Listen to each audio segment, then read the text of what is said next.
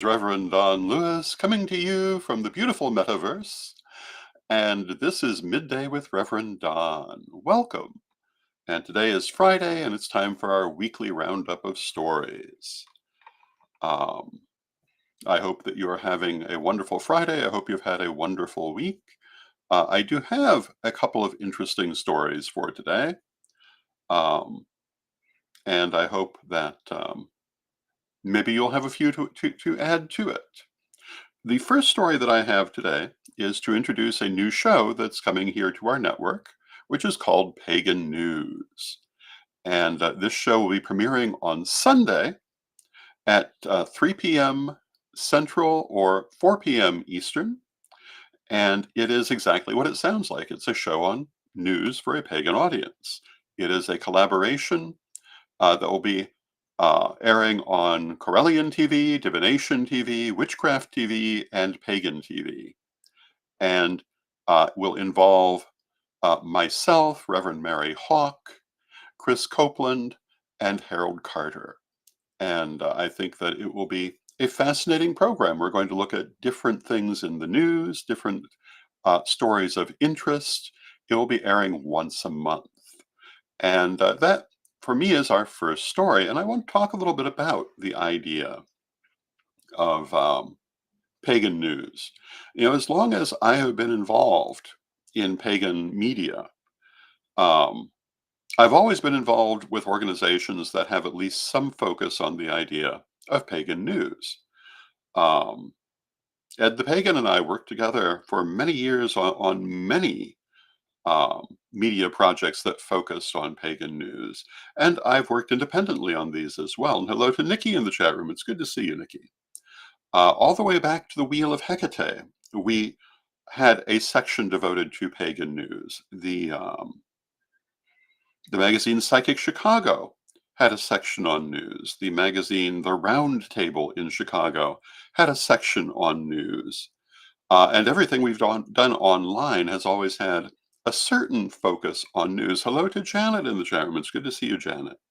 If you look back on Magic TV, and hello to Reverend Mary in the chat room, you'll see many programs that we've done over the years that focused on subjects that would be considered news, both community news and national news of interest to the community. One of the ones that was most fascinating was Patrick McCullum and his fight with the prison industry over how pagans were treated in dealing with the prison industry.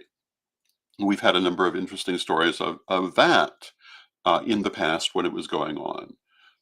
We've often talked about different legislative things happening, as we recently talked on this program about the recent IVF ruling.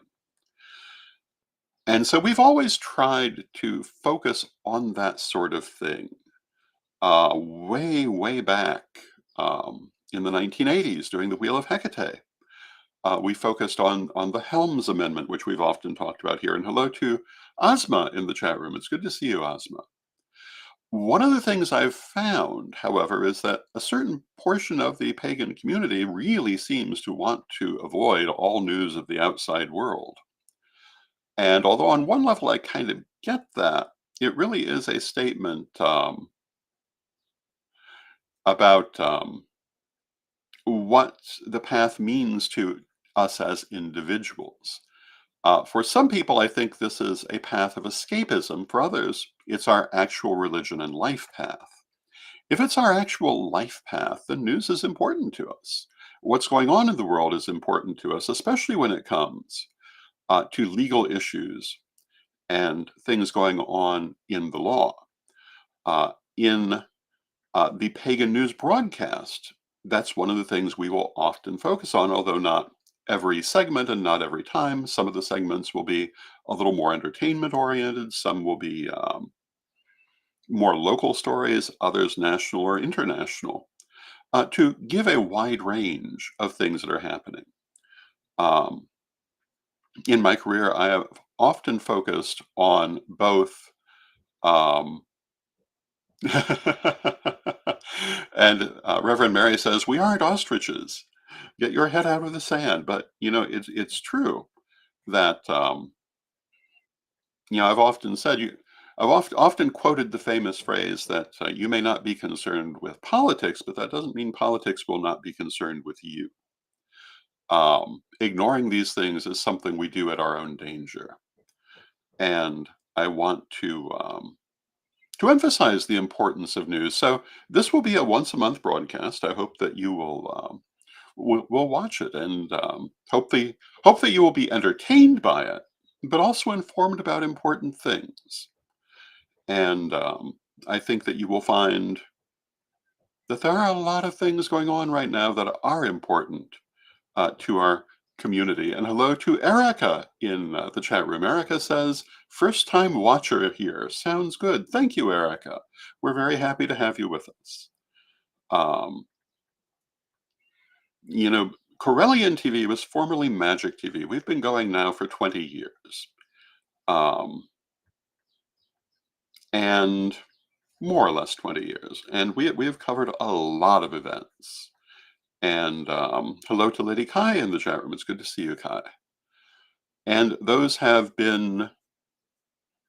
ranged from more specifically Corellian events like the annual illustrations to national events, both ritual and festival wise. We have often covered events like the St. Louis Pagan Picnic, for example. We covered Pantheacon a couple of times when that was still going on. We've covered a number of other festivals, one-time events like the Chicago Pagan Unity Night some 20 years ago. Hello to Bimby in the chat room. It's good to see you, Bimby. And many other things like that, but also, again, actual political news that affects our community. And it is important to us not to ignore this, like the recent IVF ruling. And if you remember what we had to say about that, it's a manifestation of that rise of Christian dominionism, or what's perhaps more commonly now called Christian nationalism, which is a serious threat to our community and to all minority religions, because there is no room in the world that those people want for any minority religion. Um, we covered a few weeks ago a story involving a Corellian priestess being falsely accused of being a Satanist by a politician who seemed to be trying to revive the Satanic Panic. And in that story, we talked a lot about what the Satanic Panic was, why it's still important to us, and why it's very important we not let it have a second life. But in talking to that person, they pointed out very bluntly that in their world, in the Christian dominionist world, there was no room for any other religion, even for Judaism, which is a closely related religion, except in very limited terms. And that should be a source of concern for all Americans, not just for pagans, but especially for us, because we're very directly influenced by it. And hello to Christine in the chat room. So this is something you will probably see um, covered on the Pagan News program in various points in the future. I believe one of the stories on Sunday does kind of deal with that, although for the most part the other stories do not. Um, but we're going to talk about whatever seems interesting and relevant at the time of the broadcast. So again, coming on Sunday at 3 p.m. Central, 4 p.m. Eastern, and it will be a great time. I think that you will enjoy it. My second story today is kind of related in the sense that it deals with conspiracy theories. Have you seen the stories from conspiracy theorists that the coming eclipse will be a massive human sacrifice event? Hello to Maria in the chat room. It's good to see you. Um, Speaking of the Satanic Panic, this is related to that. The fantasy that there is a huge satanic movement that somehow is completely invisible and completely unseen, except for the handful of conspiracists. But in this case, it's even a little more bizarre in that the idea, um, what they're describing as a massive human sacrifice, is supposedly technological in character, and it is around the idea that if you overlay the path of the totality of this coming eclipse and the last one, um, and what relevance these have to one another, I don't quite understand, but they form an X near the New Madrid fault line. And, um, and the idea that there is a satanic plan to artificially trigger that fault line, creating massive earthquakes and loss of human life, which is absolutely crazy. But then the entire satanic panic was crazy. And a certain number of people seem to believe this nonsense. Now, of course, on Tuesday, they're going to feel very foolish, as they usually do, but they'll have an explanation for why it didn't happen. Others are saying that it's going to be the rapture again. I thought that already happened, actually. I seem to remember that back in the teens. I remember lots of photos of empty clothes laying around. In fact, I think I remember posting some. So if you ask me, that already happened, but some of them who apparently didn't go think it's still coming, and they think that's going to be triggered by the eclipse. So there's a lot of paranoid nonsense going on about the eclipse. And Bimby says, I haven't seen that one, but I've seen other nonsense about it. So, this conspiracy theory isn't the only one going around. Um, Nor do I think is the rapture one the only one going around. It does speak to some things that I think are very important. The first, again, is the fact that a certain segment of this society is itching for another satanic panic. And, things are even more volatile now than they were during the last satanic panic. And it could be very bad news if that were actually to happen. Um, would it actually touch our community? I don't see any reason to think it wouldn't. At the very least, um, it will influence our community, which it did before, by making people afraid, even if most of us were not directly influenced by it, but a few people were. Um, but our pagan movement today is far more public, and people like myself are very public and easy to find. A return to the satanic panic um, is not necessarily good. Now, Reverend Mary in the chat room says, if the Christian nationalists get raptured, the rest of us can live together peacefully. Um, well, there is that, isn't there? Um, but that somehow never seems to actually happen. Um, I don't know how many raptures I've lived through um, in this lifetime, not to mention those that occurred before the start of this lifetime for me. And somehow it never seems to be complete. But that never seems to make a difference to them. And one more failed rapture um, will give us something to perhaps chuckle about, but it's not going to derail their train.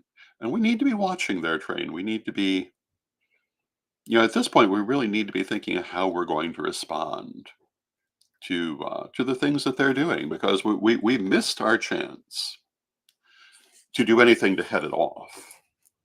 Um, Even in the best case scenario, they're now very powerful and have achieved a large number of their goals already. Um, and in a lot of ways, for us, the question now is how do we survive this period?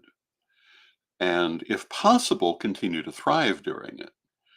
Um, I think there are ways, but that way is not by burying our head in the sand.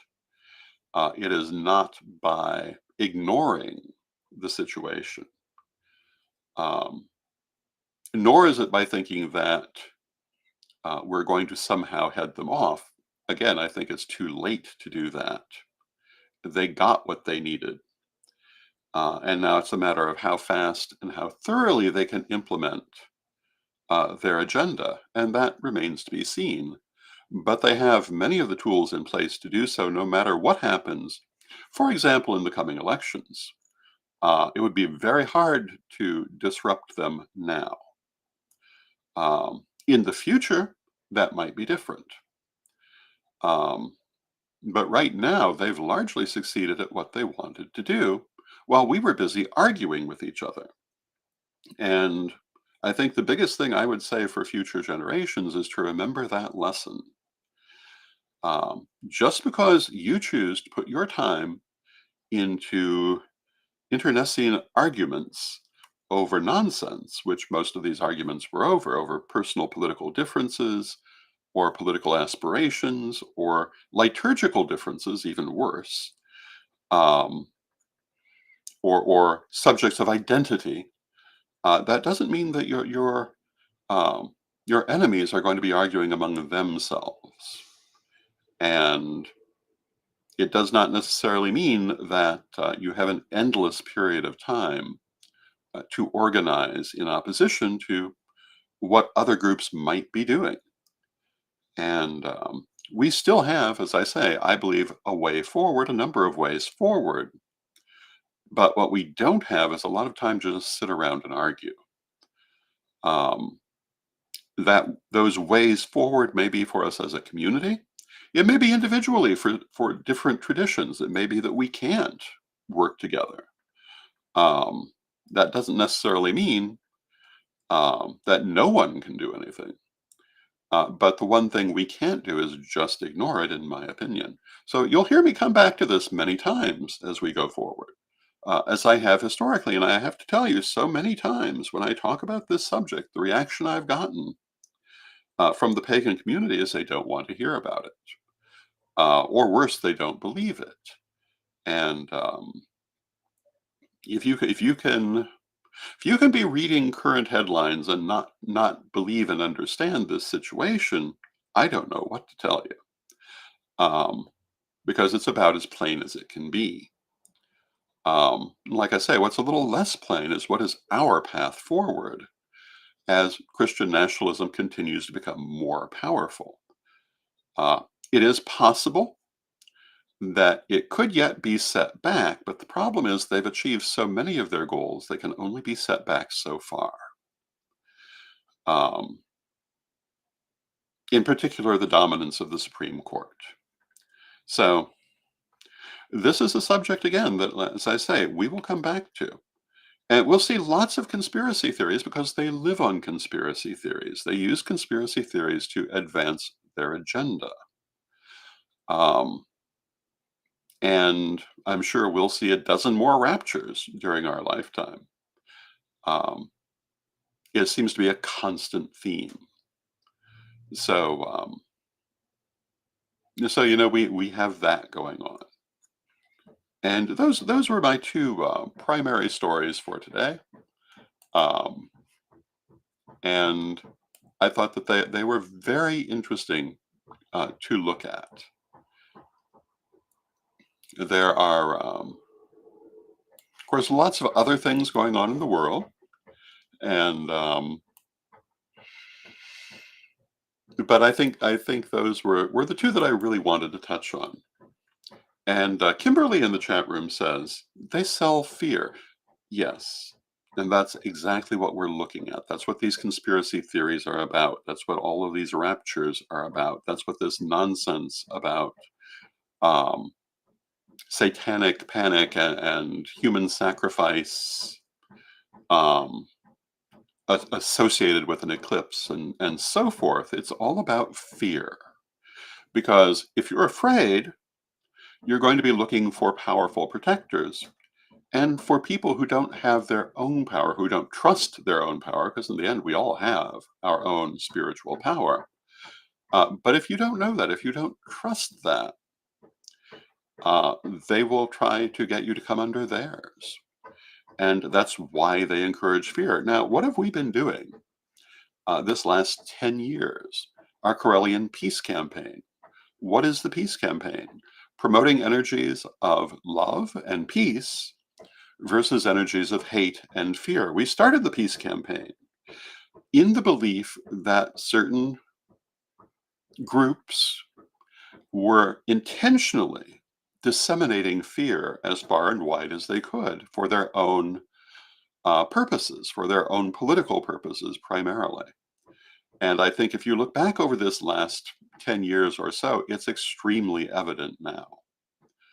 Um, I think if you're of a certain age and you can remember the world 30 years ago, you'll remember it was very different in some ways. Now, of course, we had constant controversy, we had all kinds of political differences and opposition, but we had a lot less fear mongering at that time. There certainly were people doing it, but it seems to be, I won't say at an all time high, but probably an all time high for my lifetime. Uh, I will say it's always been an undercurrent and an undercurrent on the part of the same people. I remember 1976. Um, and of course, if you're old enough to remember the 60s, you'll remember a very similar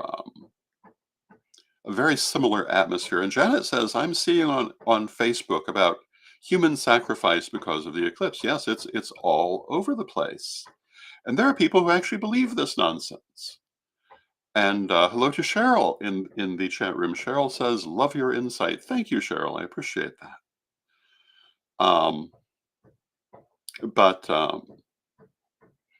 yeah, it's amazing to see the level of fear. I was going to say, though, that I remember um, when I was, what would I have been in 76? 13, I guess. There was a man here in Danville who was a friend of my father, more in the sense of an acquaintance. But he was a conspiracy theorist who handed out a regular newsletter about how the Soviet Union was soon going to take over the United States, and included things like the map of how they were going to redraw the country and all sorts of things which he spouted with such confidence.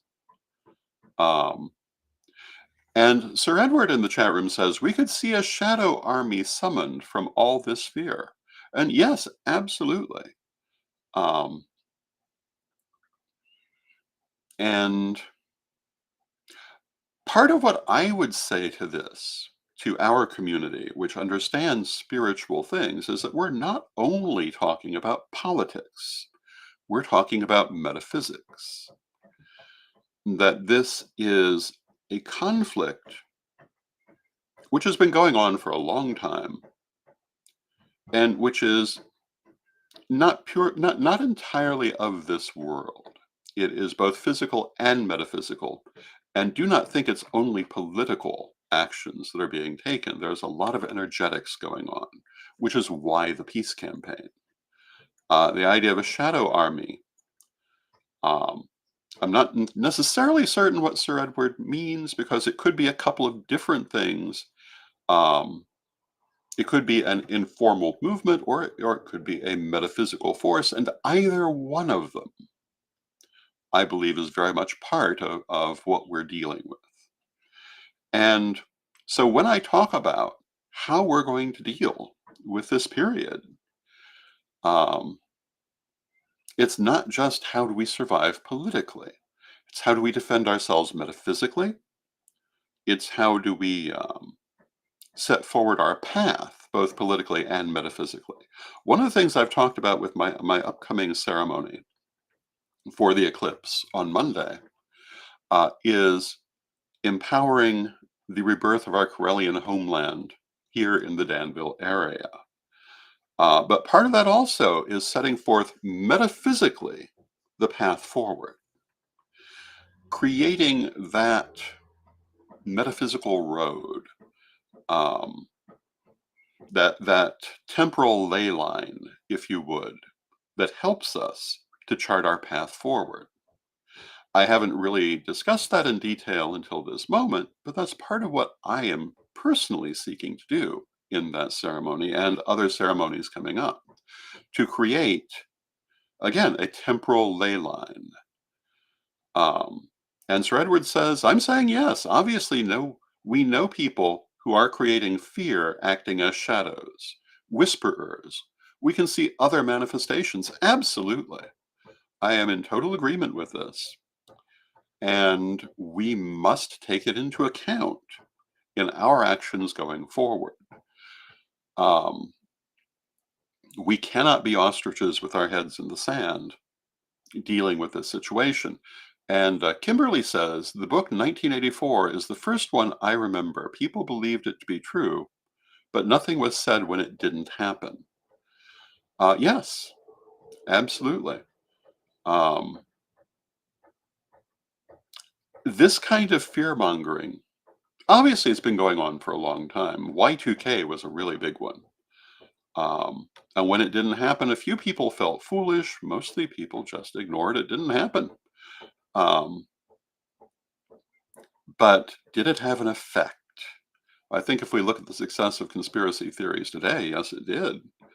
Um, in fact, I was speaking with someone the other day who was talking about how their father still has mass amounts of survival food that they started collecting um, for Y2K, but continue to keep for the proposed Armageddon that they're certain is coming any day, and no doubt doing everything they can to provoke. And Sir Edward remarks that Nostradamus used to be big, but not so much anymore. It used to be people were constantly quoting Nostradamus and his various predictions.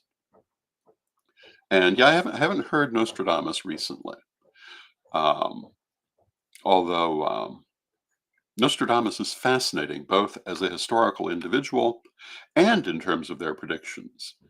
Um, but yes, he was used widely to disseminate conspiracy theories and fear. And why do people focus so heavily on disseminating fear? And to me, there are two answers.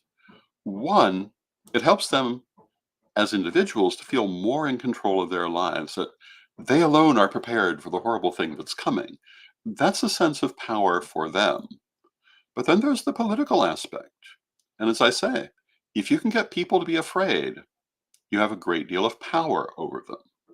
And so I would say to you, anytime you see a group of people disseminating hatred and fear and anger and distrust, they're seeking power over people. If you can get people into a state where they are in constant fear, constant anger, constant outrage, you can manipulate them much more easily than you could in any other circumstance. Um, and I think that's very much what we see happening in the world. Um, and Nikki says, um, in my opinion, it's fear mongering to control the masses. Basically, yeah, that's what I'm saying as well. And I do believe it has a strong metaphysical component we must not ignore. And hello to Steve in the chat room. And Steve says that they are watching late today. But as always, this program is recorded and will still be here perpetually. So with that, I see we've come to the end of our half hour. Um, this weekend, again, please join us for the Pagan News broadcast this evening. Reverend Mary will be doing the numerology of the eclipse on Divination TV. Please join her for that. And join me again on Monday for Midday with Reverend Don. And just before 1 p.m. Central, 2 p.m. Eastern, join me for our eclipse ritual. And we'll be talking about that on the program on Monday and doing it at the time of the greater totality over this area. So thank you for joining me, and let us close with our prayer, as we always do. Divine Mother Goddess, Divine Father God, beloved ancestors, we thank you for all that you do for us in our lives, and we ask you to continue to be with us and help us not to be taken in by fear-mongering, not to be deceived by hateful rhetoric, but to use our critical thinking skills to look at what is actually going on in the world around us.